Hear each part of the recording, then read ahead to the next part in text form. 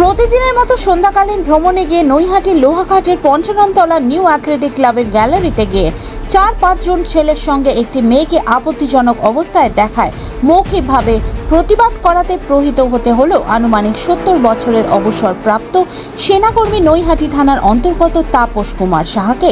সংবাদ মাধ্যমের মুখোমুখি হয়ে তাপসবাবু বলেন, প্রতিবাদ করায় মেয়েটি তাকে অকথ্য ভাষায় গালিগালাজ করে তার বাবা অভিজিৎ চৌধুরী ওরফে জয়কে ডেকে আনে।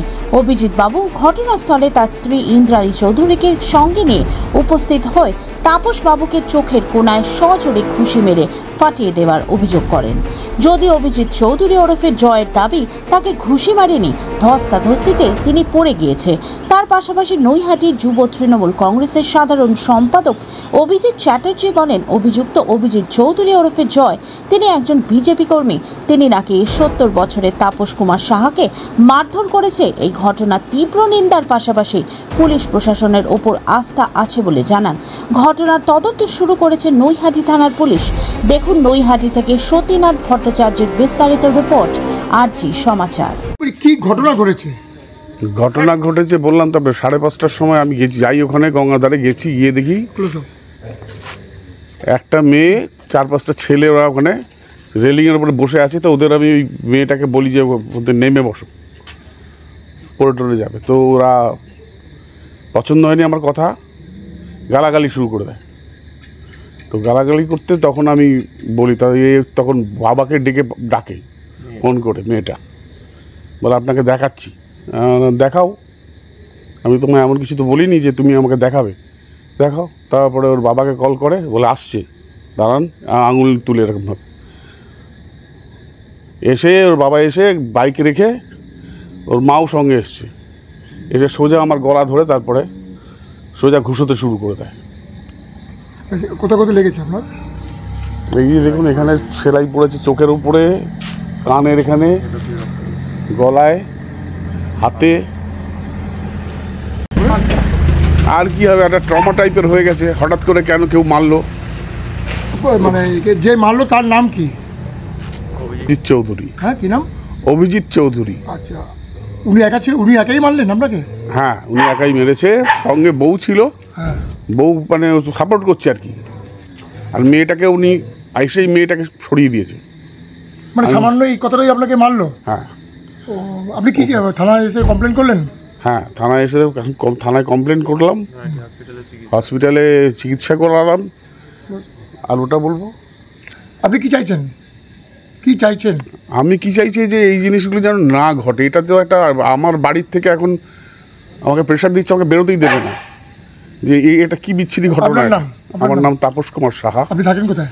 9/3 গঙ্গারাম পাল রোড। আমি এক্স সার্ভিসম্যান, সিনিয়র সিটিজেন, আর্মির।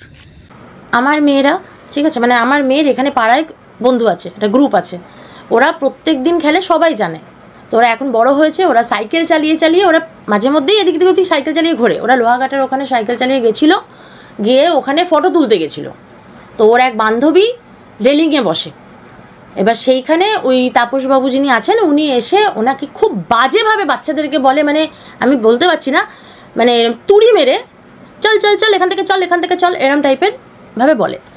তো আমার মেয়ে তখন কি করেছে, ওরকমভাবে বলছে দেখে বলছে, কাকু একটু ভালো করে বলতে পারো না, এই কথাটা বলেছে।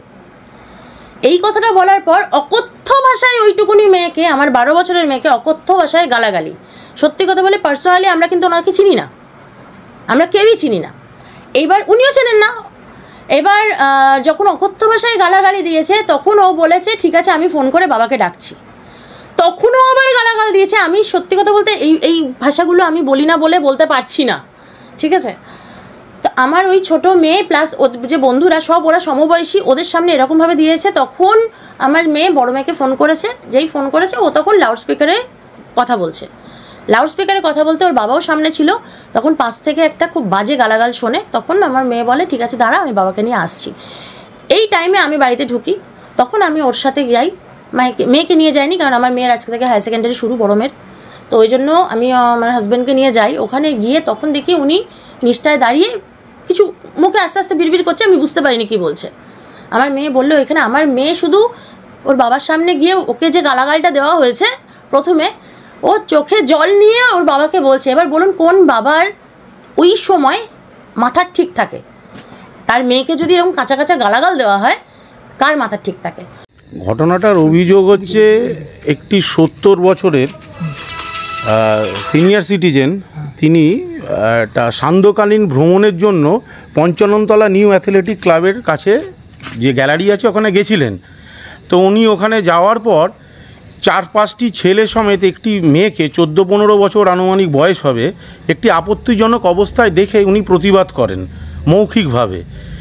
সেইটা শুনে ওই মেয়েটি তার বাড়ির লোককে ডেকে নিয়ে আসে ফোন করে। তাতে মেয়েটির বাবা, যে প্রধান অভিযুক্ত এই ম্যাটারে, শ্রী অভিজিৎ চৌধুরী, এবং তার স্ত্রী সম্ভবত ইন্দ্রাণী চৌধুরী, তারা দুজনে মিলে এই একটি সিনিয়র মোস্ট একজন ব্যক্তিত্ব মানুষকে তাকে আঘাত করেছেন। এমনভাবে মেরেছেন চোখের ওপরে, দেখুন বাঁ চোখের ওপর দিয়ে 4টে সেলাই পড়েছে, কান ফাটিয়ে দিয়েছেন। আমাদের কাছে যতদূর আমরা খবর পাচ্ছি, ছেলেটির রাজনৈতিক পরিচয় হিসাবে ছেলেটি ভারতীয় জনতা পার্টির সদস্য। এই ধরনের রাজনৈতিক কালচার মানে সংস্কৃতি বাংলার মানুষ সহ্য করবে না, এর প্রতিবাদ চলবে। বিগত দিনেও চলেছে, এখনও চলবে। বাংলার মানুষের প্রতিবাদ করবেই। থানায় আমরা আইনের ওপর ভরসা আছে আমাদের, আইনের দ্বারস্থ হয়েছি, থানায় কমপ্লেন করেছি আমরা। আগামী দিন দেখব যে কি হয় ম্যাটারটা। আপনার নাম? কিংসুক দাস। অভিজিৎবাবু, আপনার নামে একটা অভিযোগ এসছে গতকাল, 170 ঊর্ধ্ব তাপস কুমার সাহাকে মারধর করেছেন সামান্য কথা বলার জন্য, গিয়ে বেধড়ক মারধর করেছেন, তার মায়ের চোখের কোনা ফাটিয়ে দেওয়া হয়েছে। আচ্ছা, দেখুন ঘটনা হলো এই 70 ঊর্ধ্ব কথাটা না বারে বারে ব্যবহার করা হচ্ছে, ঠিক আছে? তো আমার সঙ্গে আপনি যার কথা বললেন না, আমার সঙ্গে তার কোনো শত্রুতা আছে না, কোনো মিত্রতা আছে, বা আমার কোনো পরিচিতিও নেই। তো আমি পাগল নই যে আমি ওনাকে গিয়ে শুধু শুধু মারলাম, মেরে ফাটিয়ে ফেললাম, এরকম তো হতে পারে না, হয় না। এটা ভাবা উচিত ছিল যে কেন হয়েছে। প্রথম কথা হলো, কালকে বিকেলবেলা আমি বাড়িতে, সেই সময় বাড়ি থেকে বেরোবো, রেডি হচ্ছি। তো আমার ছোটো মেয়েটা আমার বড় মেয়েকে ফোন করলো, ফোন করে বলল যে দিয়া দেখ, এক কাকু এখানে রয়েছে, যে আমাদের বলতে ও ছিল আর ওর আরও 2জন বন্ধু, একজন বান্ধবী, ঠিক আছে? ওরা সাইকেল চালায়, নতুন নতুন সাইকেল শিখেছে, বিকেলবেলা সাইকেল চালায়। তো আমাদের কীভাবে গালাগাল করছে। তো ফোনটা তখন লাউড স্পিকারে, মানে আমি বাড়িতে, আমার বড় মেয়ে ফোন ধরেছে, ফোনটা লাউড স্পিকারের উল্টো দিকে গালাগাল শুনতে পাচ্ছি। তো এই সময় আমি আর আমার ওয়াইফ যাওয়ার পরে আমার বাচ্চাটা দাঁড়িয়ে, আমার বাচ্চার পেছনে তার 3টে বন্ধু দাঁড়িয়ে, মানে 2জন বন্ধু, একজন বান্ধবী দাঁড়িয়ে, আর ওই ভদ্রলোক নিচে মানে সিঁড়ির নিচে দাঁড়িয়ে তখন অবধি বিড়বিড় করে গালাগাল করে যাচ্ছেন। এই নিয়ে ওনার সঙ্গে আমার ঝামেলা হয়। অন ক্যামেরা আমি গালাগালগুলো বলতে পারবো না, একদম নোংরা গালাগাল, মা তুলে অবধি গালাগাল দিচ্ছে। ঘটনাটা কী হয়েছে, আমার বাচ্চাটাকে আমি আনলাম না, ক্যামেরার সামনে আনার কোনো ইচ্ছা আমার নেই, তাই জন্য আনলাম না। ওরা ওখানে গেছিলো, সাইকেল নিয়ে ওখানে গেছে, ওপরে সাইকেল লেগেছে, নিচে নামে ওখান থেকে সানসেটের ছবি তুলছিল। জায়গাটা খুব সুন্দর জায়গা, ওখানে সানসেটের ছবি তুলছিল। তো সেই সময় ওদের একজন রেলিংয়ের ধারে হয়তো বা রেলিংয়ের পাশে হয়তো হেলান দিয়ে দাঁড়িয়েছিল।